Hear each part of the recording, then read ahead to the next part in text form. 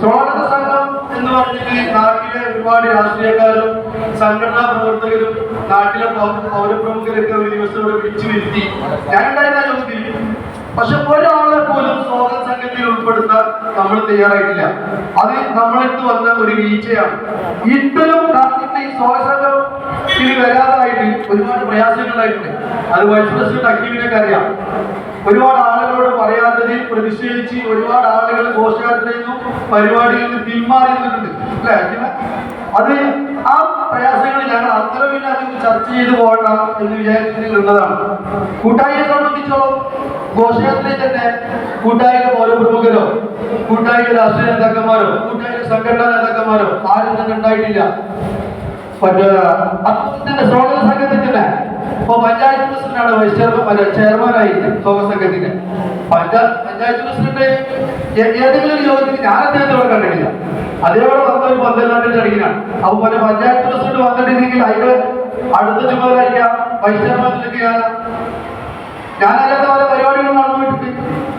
അപ്പൊ അതൊക്കെ നമ്മുടെ സ്വാഗത സംഘത്തിന്റെ ഒരു വീഴ്ചയായിട്ടാണ് ഞാൻ കാണുന്നത്.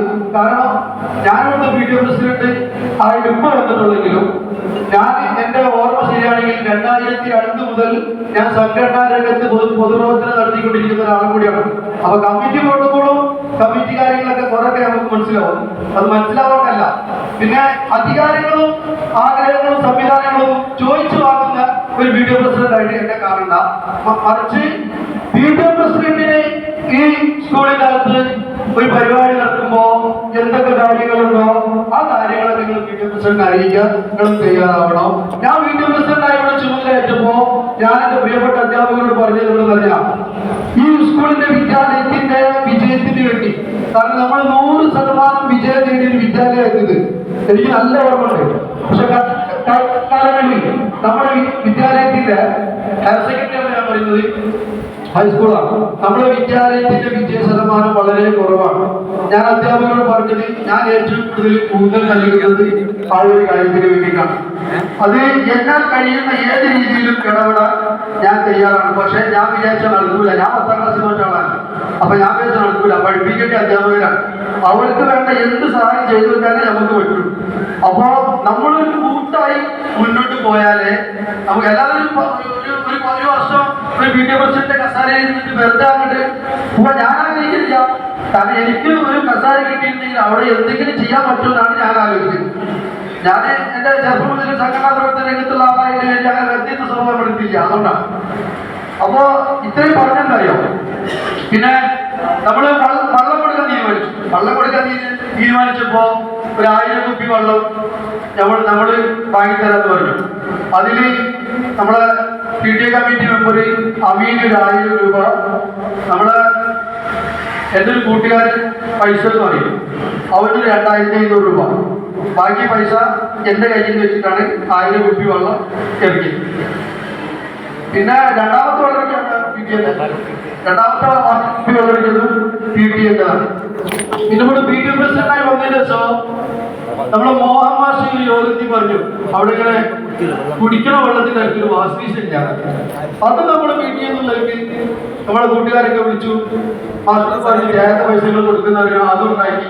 അപ്പൊ ഞാനിത് പറഞ്ഞിട്ടുണ്ടല്ലോ, ഞാൻ ഇതുവരെയുള്ള കാലത്തോളം എന്തെങ്കിലുമൊക്കെ ചെയ്യാൻ നമ്മൾ ആഗ്രഹിക്കുന്ന ഒരാളാണ്. അപ്പൊ അതേ രീതിയിൽ കാശിമാഷും ഇന്ദിരാ മാഷും ഒന്ന് സഹകരിക്കണം. കാരണം നമുക്ക് ഒന്ന് സംഘടിച്ച് നിന്നാലേ നമുക്ക് മുന്നോട്ട് പോയിട്ടുള്ളൂ, അല്ലെങ്കിൽ നമ്മൾ പിന്നോട്ടാവും. പിന്നെ വേറെ കാര്യം പറയാനുണ്ട്, ഈ പരിപാടിയിൽ എല്ലാ ദിവസവും ഞാനും ഈ പരിപാടി നടക്കുമ്പോൾ ഒരു ദിവസം ഉറങ്ങാൻ പോയി കമ്മിറ്റി പറഞ്ഞിട്ട്. പക്ഷെ ഈ പരിപാടിയിൽ എല്ലാ ദിവസങ്ങളിലും സജീവമായിട്ട് പ്രവർത്തിച്ചവരാണ് അതിന്റെ PTA കമ്മിറ്റി മെമ്പർമാർ, 2 എക്സിക്യൂട്ടീവ് മെമ്പർമാരാണ്.